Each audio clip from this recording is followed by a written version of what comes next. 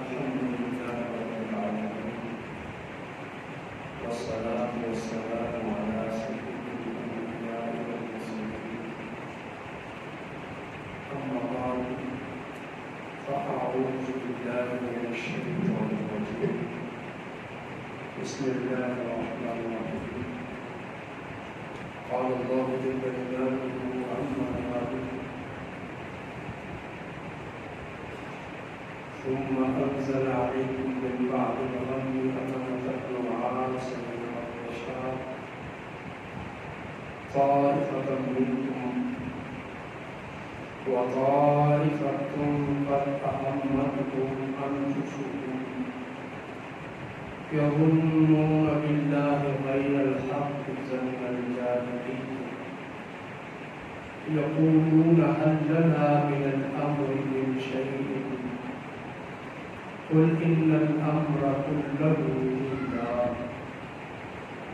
يخفون في أنفسهم ما لا يبدون لك يقولون لو كان لنا من الأمر شيء ما قتلنا هاهنا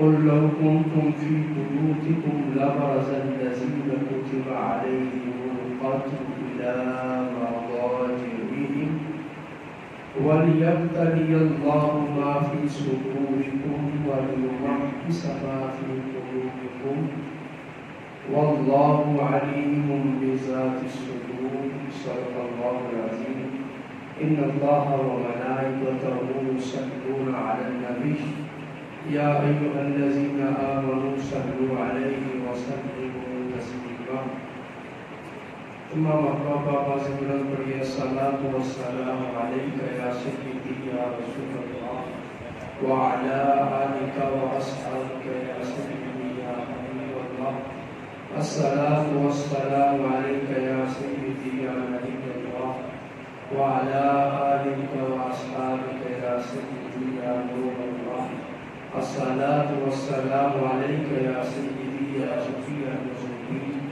وعلى آلك وأصحابك يا سيدي يا رحمة للعالمين.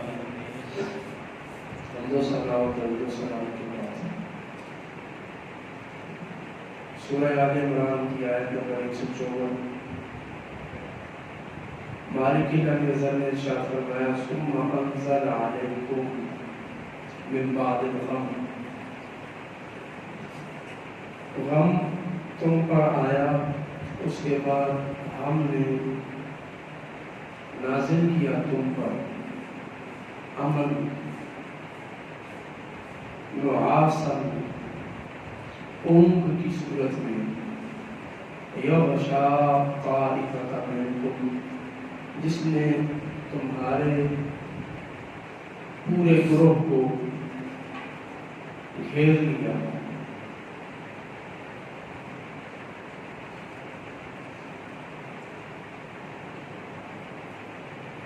وطائفۃ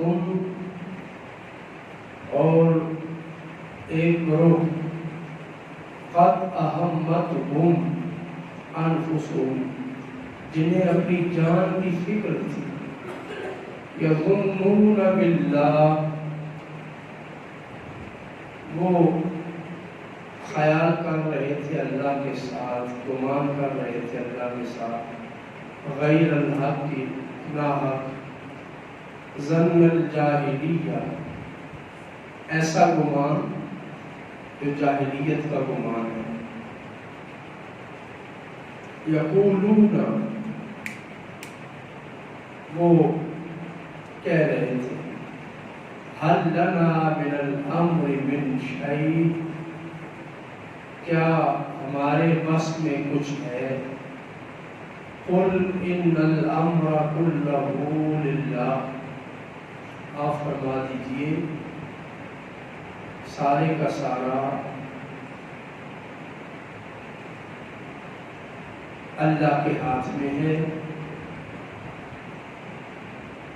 قوت و طاقت و یہ معاملہ یخفون فی انفسہم ما لا یبدون لک یہ وہ لوگ ہیں جو آپ کے سامنے جو بیان کرتے ہیں اس کے خلاف ان کے دلوں میں وہ چھپا رکھا ہے۔ یقولون لو کان لنا من الامر شیء ما قتلنا ہاہنا۔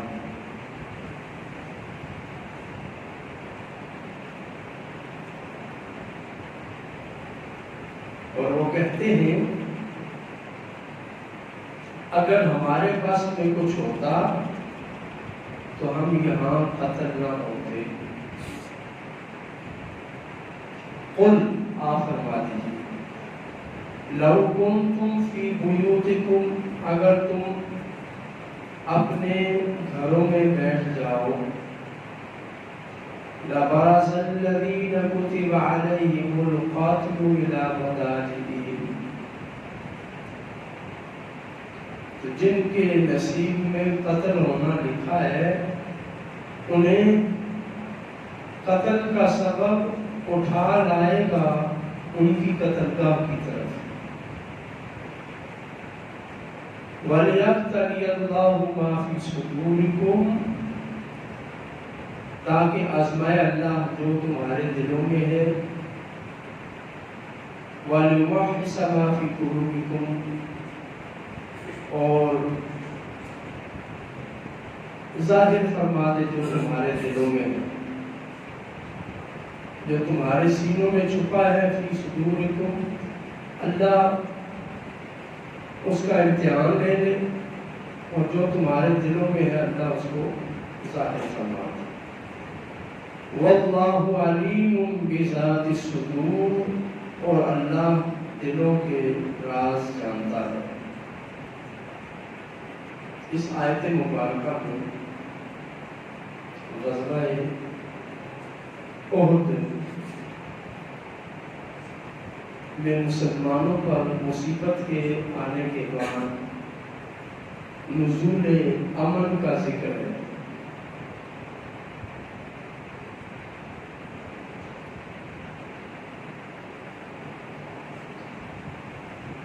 جنگ ہو، جہاد ہو یا ہجرت ہو، اس کے ضمن میں آپ جانتے ہیں خوف کی کیفیت ہے، ڈر، پریشانی، قتل اور موت سامنے ہوتی ہے۔ تو مالک کائنات کا اہل ایمان پر شروع سے یہ کرم اور فضل رہا کہ جب بھی ایسا معاملہ آیا تو اللہ تعالیٰ اہل ایمان پر سکون نازل فرماتا، جسے قرآن کریم نے سکینت کا نام دیا۔ سکینت، سکون، یعنی خوف کا زائل ہو جانا۔ انبیاء کرام پر اللہ رب العزت نے سکینت نازل فرمائی، اسی طرح حضور پر بھی سکینت کا نزول ہوا۔ تو جہاد ہو یا ہجرت ہو، اس کے دوران اللہ کا جو فضل اہل ایمان کے شامل حال رہا کرتا، اسے سکینت اور سکون سے تعبیر دیا جاتا ہے کہ انتہائی خوف کے وقت بھی مومن پرسکون ہو جاتے تھے۔ جتنی مرضی بھوک ہو، پیاس ہو، شدت ہو، اللہ کی طرف سے سکینت نازل ہوتی اور اس مصیبت کو برداشت کرنے کا حوصلہ پیدا ہو جاتا ہے۔ لیکن سکینت سے بھی اوپر کا ایک درجہ ہے، وہ ہے امن، کہ انتہائی خوف کا عالم ہو، دہشت اور وحشت محسوس ہو رہی ہو، تو اللہ رب العزت نے فرمایا من بعد الغم امنۃ نعاسا یغشا طائفۃ منکم، کہ ہم نے امن نازل کیا، امنۃ، یہ تا جو ہے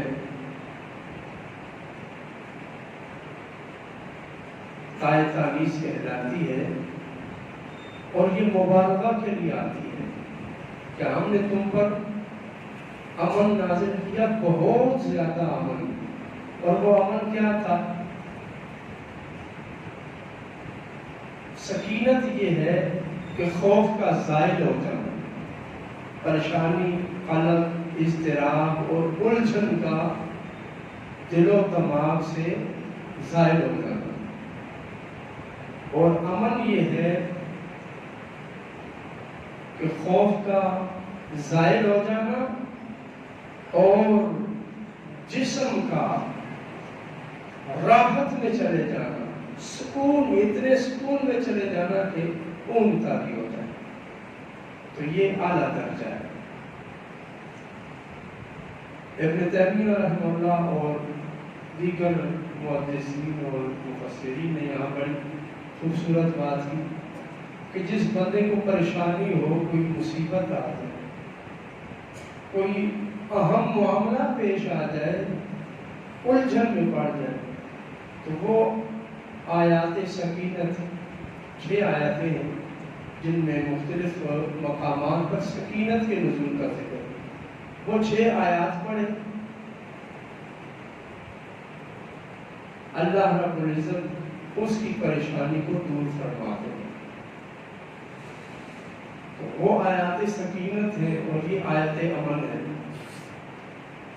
سکینت سے بھی اگلا مرحلہ امن نازل کیا نعاساً، اونگ کی صورت میں، یغشا طائفۃ منکم، جس نے تم میں سے ایک گروہ کو، یعنی تمہارے گروہ کو جو میدان جہاد میں موجود تھے، گھیر لیا اور ان پر نیند طاری ہو گئی،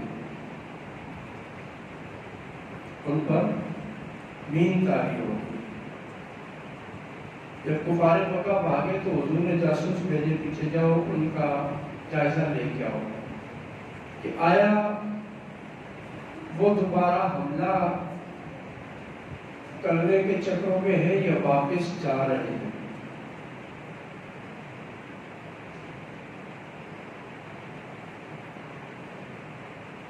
تو جاسوسوں نے آ کے جو خبر دی، اس کا مفہوم یہی تھا کہ وہ واپس جا رہے ہیں۔ تو نبی علیہ السلام نے میدان جہاد میں اپنے صحابہ سے کہا کہ اب وہ واپس پلٹ کر نہیں آنے والے۔ تو وہ جو میدان جہاد میں موجود تھے صحابہ، ان پر اللہ رب العزت نے نیند طاری کر دی، اونگ آ گئی انہیں اور وہ سو گئے۔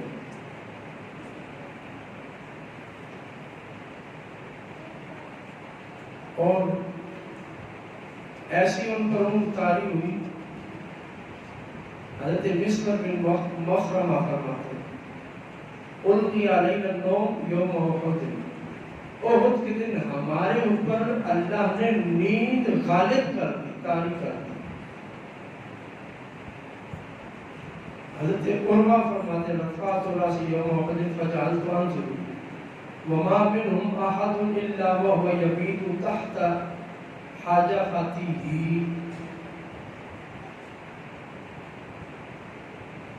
من النعاس، کہ میں نے دیکھا تمام مجاہدین اپنی اپنی ڈھالوں پر سر رکھ کر سو رہے تھے۔ اسی طرح حضرت انس فرماتے ہیں، اسی طرح حضرت معمر نے فرمایا القى الله عليهم النعاس فكان امنة لهم۔ حضرت مطلع فرماتے ہیں القی علی النعاس یومئذ، مجھ پر اونگ غالب آ گئی، فكنت انعس حتى يسقط السيف من يدي، کہ میں تلوار اپنی ہاتھ میں پکڑ کر اس پہ ٹیک لگا کے سو رہا تھا، اتنی شدید نیند طاری ہوئی کہ وہ تلوار میرے ہاتھ سے گر جاتی تھی، تو پھر میں اسے پکڑ کر بیٹھتا اور اس کے ساتھ ٹیک لگا کے سوتا، میری تلوار بار بار گر رہی تھی۔ حضرت سلمہ فرماتے انزل اللہ النعاس، امنۃ منہ علی اہل الیقین بھی، اللہ نے یقین والوں پر نیند طاری کر دی، فہم نیام لا یخافون، اور وہ بے خوف ہو کر میدان جہاد میں سو گئے۔ فذهب غمهم فذلك قوله عز وجل یغشی النعاس طائفة منهم۔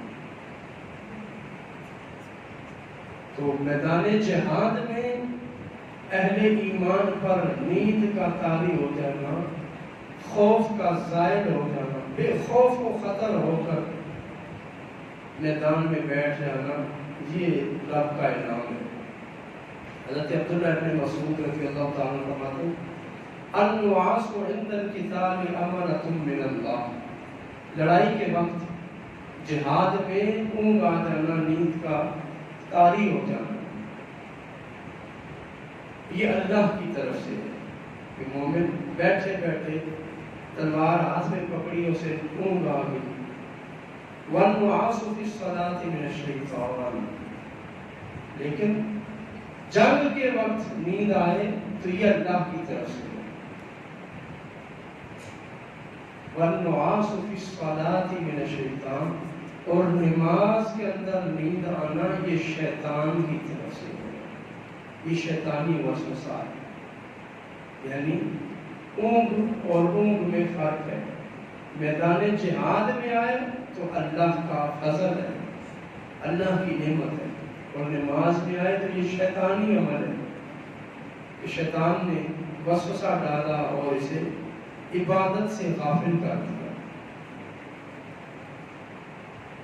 تو اللہ رب العزت نے اونگ میدان جہاد میں طاری اور اہل ایمان پر یہ کرم فرمایا، اور صحابہ فرماتے ہیں کہ ہماری تلواریں ہاتھوں سے گر رہی تھی اور ہم دیکھ رہے تھے بہت سے مسلمان، بہت سے لوگ، ان کے سر جو تھے، ان کی چوڑیاں وہ سینے کے ساتھ لگی ہوئی تھی، سر بگڑے باں سوئے ہوئے تھے۔ یہ تو اہل ایمان کی ایمانی اور وجدانی کیفیت ہے کہ وہ سو گئے۔ اور دوسری طرف یظنون وطائفۃ قد اہمتہم انفسہم، اور ایک گروہ تھا منافقین کا جنہیں اپنی جان کی پرواہ تھی، یظنون باللہ غیر الحق ظن الجاہلیہ، جو اللہ کے ساتھ ناحق مشرکوں جیسا گمان کر رہے تھے۔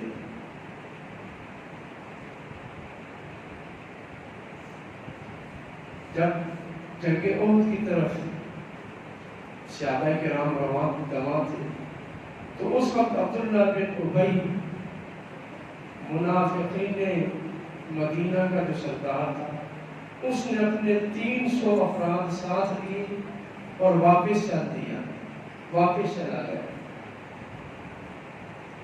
جب میدان جہاد میں 70 صحابہ شہید ہوئے، بنو خزرج کے کچھ افراد صحابہ شہید ہوئے،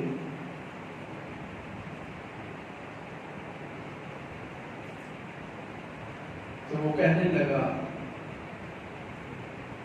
عبداللہ بن ابی سلول سے کہا گیا، بتایا گیا کہ بنو خزرج قتل ہو گئے، تو اس نے جواب کہا وَهَلْ لَنَا مِنَ الْأَمْرِ مِنْ شَيْءٍ، کیا ہمارا یہاں پر کوئی بس چلتا ہے، ہماری کوئی سنتا ہے کہ تم اب ہمیں قتل کی خبریں دے رہے ہو؟ لَوْ كَانَ لَنَا مِنَ الْأَمْرِ شَيْءٌ مَا قُتِلْنَا هَاهُنَا، اگر ہمارے بس پہ ہوتا، ہمارے تک فیصلہ ہوتا تو ہم کبھی بھی یہ بندے قتل نہ ہونے دیتے، ہم تو گھروں میں بیٹھ جاتے۔ ما قتلنا ہاہنا، ہم وہاں کبھی قتل نہ ہوتے۔ ولو كنا فی بیوتنا، ہم اپنے گھروں میں اگر بیٹھ جاتے، ما اصابنا القتل، تو کس کی ہمت یہ ہمیں آگے قتل کرتا؟ اور کہنے لگا ما قتلنا ہاہنا، ہم وہاں قتل نہ ہوتے۔ تو اللہ رب العزت نے فرمایا یقولون لو کان لنا من الامر شیء ما قتلنا ہاہنا قل لو کنتم فی بیوتکم، اگر تم اپنے گھروں میں چلے جاؤ لبرز الذین کتب علیہم القتل الی مضاجعہم، تو ضرور وہ پہنچ جائیں گے جنہوں نے قتل ہونا ہے اپنی قتل گاہوں میں. جس نے قتل ہونا ہے وہ خود ہی چل کر قتل گاہ میں پہنچ جائے گا. یہ اللہ رب العزت کا فیصلہ ہے. یہاں پر ایک انتہائی اہم بات ہے. اللہ رب العزت نے 2 مرتبہ اس بات کو اس ایک آیت میں ذکر فرمایا. پہلے فرمایا یقولون هل لنا من الامر من شیء، وہ کہتے ہیں کیا ہمارے بس میں ہے کوئی بات.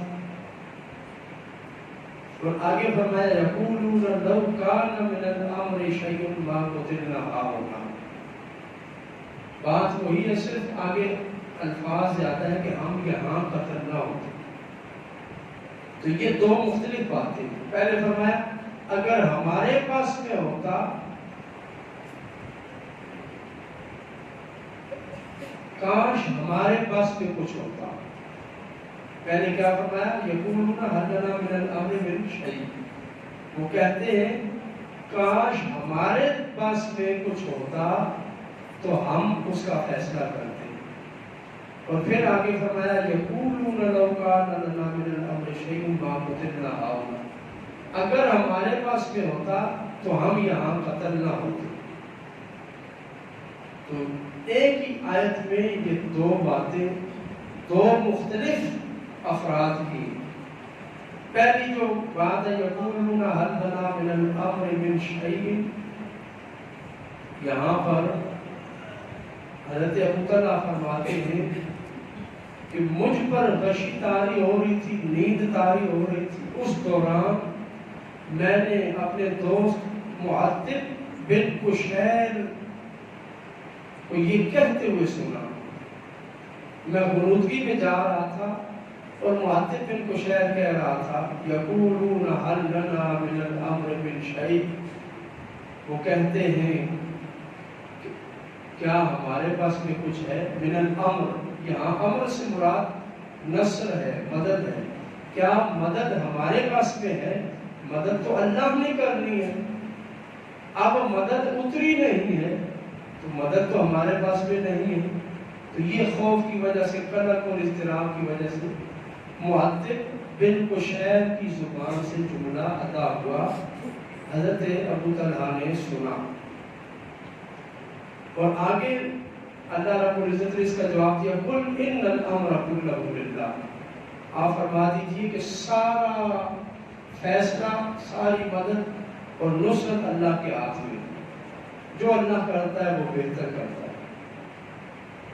اور پھر آگے فرمایا یقولون لو کان لنا من الامر شیء ما قتلنا ہاہنا، اگر ہمارے پاس میں کچھ ہوتا تو ہم یہاں قتل نہ ہوتے. یہ عبداللہ بن ابی سلول کی بات ہے. جب اسے بنو خزرج کے قتل ہونے کی اور 70 صحابہ کے قتل ہونے کی، شہید ہونے کی خبر پہنچی تو اس نے کہا کہ میں نہیں کہتا تھا ہم گھروں میں بیٹھ جائیں، تم لوگ ہمارے ساتھ نہیں آئے. جو نہیں آئے وہ قتل ہو گئے، شہید ہو گئے. اب ہمارے پاس کیا ہے، ہم کیا کر سکتے. تو یہ جملہ ما قتلنا ہاہنا یہ منافقوں کے سردار عبداللہ بن ابی کا ہے. جیسا کہ عباد بن منصور سے حضرت ابن ابی حاتم نے نقل کیا کہ حضرت حسن بصری سے اس آیت کے بارے میں پوچھا گیا یقولون لو کان لنا من الامر شیء ما قتلنا ہاہنا، تو آپ نے فرمایا ذالک المنافق لما قتل من قتل من اصحاب محمد اتوا عبداللہ بن ابی فقالوا له ما ترى فقال انا والله ما نؤمر لو كان لنا من الامر شيء ما قتلنا هاهنا. تو یہ جملہ عبداللہ بن ابی نے کہا کہ اگر ہمارا فیصلہ مانتے تو ہم یہاں قتل نہ ہوتے. دو مختلف گروہوں کی بات ہے. ایک وہ معطب بن قشیر جو میدان احد میں موجود تھے، لڑ رہے تھے، ان کی زبان سے بھی یہ جملہ نکلا کہ ہمارے پاس میں کچھ نہیں. اور آگے جا کر عبداللہ بن ابی سلول نے شہید ہونے والوں کے بارے میں جب سنا تو یہ کہا کہ ہمارے پاس میں تو کچھ نہیں، اگر ہمارے پاس فیصلہ ہوتا تو یوں قتل نہ ہوتے. تو یہ اس منافق کی بات ہے. اور پہلے معطب بن قشیر رضی اللہ تعالیٰ عنہ یہ صحابی رسول ہے. یہاں پر مفسرین سے ایک بہت بڑی غلطی ہوئی. اردو مفسرین نے، اکثر مفسرین نے اس بات کو نقل کیا کہ یہ آیت معطب بن قشیر کے بارے میں نازل ہوئی، اور نعوذ باللہ بعض لوگوں نے تو معطب بن قشیر کو منافق بھی لکھ دیا، حالانکہ ایسا نہیں ہے. دو مختلف باتیں اللہ نے ذکر کی، ایک تو صحابی کی زبان سے لکھی اور دوسری منافقین کے سردار عبداللہ بن ابی سے. امام ابن حزم نے معطب بن قشیر کا ذکر کیا اور فرمایا قد ذکر قوم معطب بن قشیر فی المنافقین وہذا باطل. بعض لوگوں نے معطب بن قشیر کو منافقین میں شمار کر لیا، جبکہ یہ باطل ہے، کیونکہ ابن حشام نے اس بات کو ذکر کیا، روایت کو ذکر کیا اور خود ہی آگے فرمایا انہم لم یکن من المنافقین. معطب بن قشیر منافقین میں سے نہیں تھے. واحتج بانہ کان من اہل بدر، اور انہوں نے یہ کہا کہ معطب بن قشیر یہ بدری صحابی ہیں، بدر میں شریک تھے اور میدان احد میں بھی شریک تھے. اگرچہ ان کی زبان سے یہ بات نکلی، یہ جملہ ان کی زبان سے نکلا کہ ہمارے پاس میں کچھ نہیں ہے، اللہ کی مدد نہیں آئی، اگرچہ یہ بات اس خوف کے عالم میں ان کی زبان سے نکلی، لیکن یہ منافق نہیں تھے، بلکہ منافقوں کا جو معاملہ ہے وہ عبداللہ بن ابی سلول اور ان کے دیگر جو حواری ہیں وہ لوگ ہیں. اسی طرح امام ابن حجر اسقلانی رحمہ اللہ نے اپنی کتاب الاصابہ میں یہ وضاحت کی ہے کہ معطب بن قشیر رضی اللہ تعالیٰ عنہ منافق نہیں تھے. ابن حشام، ابن حزم اور ابن حجر اسقلانی رحمہ اللہ کی ان عبارات سے یہ واضح ہوتا ہے کہ معطب بن قشیر صحابی رسول ہیں اور بدر والوں میں سے. اور بدر والے صحابہ کون ہیں؟ بدری صحابہ. ان کے بارے میں حضور نے فرمایا اے ولو ما شئتم، کہ اللہ نے تمہارے لیے یہ خوشخبری دے دی ہے کہ بدر میں شریک ہونے کے بعد اب تم جو مرضی کرو قد غفرت لکم، تمہیں رب نے معاف کر دیا. یعنی گناہ گار نے بھی گناہ کیا نہیں، اس گناہ کی بخشش پہلے دی جا رہی ہے. یہ بدر والوں کی فضیلت ہے. تو ابن حزم، ابن حشام اور ابن حجر اسقلانی ان کی بات حرف آخر ہوتی ہے. تو جب انہوں نے کہہ دیا کہ معطب بن قشیر منافق نہیں تھے اور سکہ راویوں سے انہوں نے یہ بات نقل کی اور اس پر دلیل یہ دی کہ یہ اہل بدر میں سے ہے اور بدر والوں کو اللہ رب العزت نے معاف کر دیا. اگر پریشانی میں خوف میں ان کی زبان سے کوئی ایسی بات ہو بھی جائے تو وہ ان کے لیے معاف ہے، ان کے لیے عام معافی ہے. اس سارے عنوان کو امام مقدسی الصالحی نے اپنی کتاب تسلیۃ من شاہد بدرا میں ذکر کیا ہے. تو یہ بات واضح ہو گئی کہ یہاں پر مفسرین سے غلطی ہوئی اور انہوں نے اس بات میں فرق نہیں کیا کہ یہ جملہ معطب بن قشیر کا خوف کے عالم میں تھا، بے صبری میں ان سے نکل گیا، جس کے بارے میں اللہ رب العزت نے فرمایا قل ان الامر كله للہ. اپنے اس غلام کو سمجھا دیجئے کہ حکومت طاقت اور قوت ساری اللہ کے ہاتھ میں ہے۔ وہ مدد نازل کرے یا نازل نہ کرے، وہ فرشتے بھیجے یا نہ بھیجے، یہ اس کی مرضی۔ تمہارا کام صبر سے کام لینا ہے، تم صبر کرو۔ تو حضرت معتب بن قشیر سے اگرچہ یہ بات صادر ہوئی، لیکن بحکم خدا رسول اللہ کے فرمان کے مطابق وہ معاف ہے۔ اور آگے منافقین نے کیا کہا؟ لو کان لنا من الامر شیء ما قتلنا هاهنا، کہنے کا مان و آمر، انہوں نے ہماری بات نہیں مانی، ہم تو راستے سے واپس آ گئے تھے، اگر یہ بھی واپس آ جاتے ما قتلنا هاهنا تو پھر ہم وہاں قتل نہ ہوتے۔ تو اللہ رب العزت نے اس منافق کی بھی وہ بات یہاں پر ذکر کی کہ منافق کو ہمیشہ ڈر اپنی جان کا رہتا ہے، اپنی جان بچانے کے لیے۔ قد اہمتہم انفسہم، ایک گروہ وہ ہے جس پر اللہ نے نیند طاری کر دی، اللہ کا فضل ان پر ہوا، وہ میدان جہاد میں سو گئے۔ اور دوسرا گروہ جو گھروں کو لوٹایا تھا، اللہ فرماتا ہے قد اہمتہم انفسہم، انہیں اپنی جان کی فکر تھی۔ منافق کو ہمیشہ اپنی جان کی فکر ہوتی ہے۔ منافق کہتا ہے سب سے پہلے میں ہوں، سب سے پہلے ہم ہیں، سب سے پہلے ہماری جان ہے۔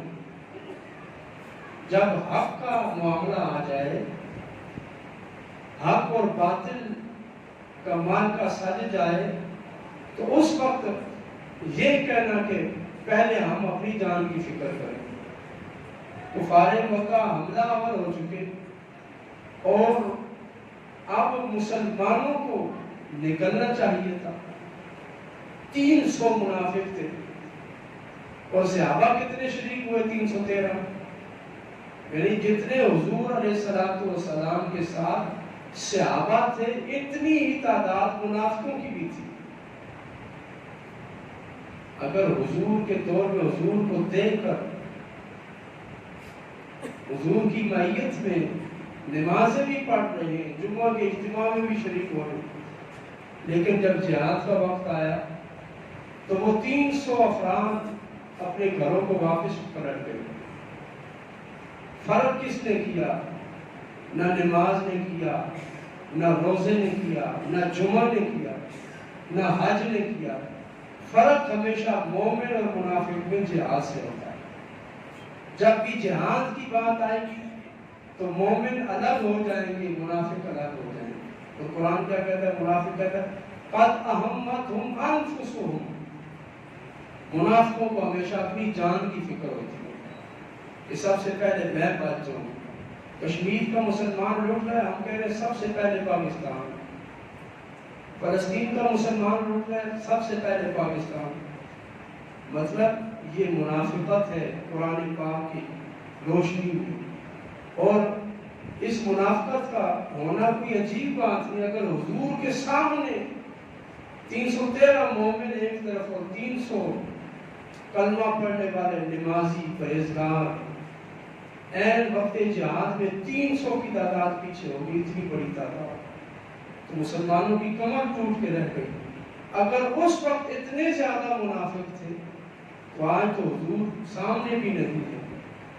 اللہ کی نصرت اور مدد کا ایک غیبی سہارا تو ہے، لیکن بظاہر کوئی اس کا نمائندہ نظر نہیں آتا۔ تو پھر اس وقت منافقت کا عروج کتنا ہوگا؟ دین کی خاطر لڑنے والوں کی تعداد کس قدر کم ہوگی؟ نبی علیہ السلام نے اسی دور کے بارے میں فرمایا تھا کہ ایسا دور آئے گا کہ دین پر عمل کرنا ایسے ہوگا جیسے ہاتھ پہ انگارہ رکھنا۔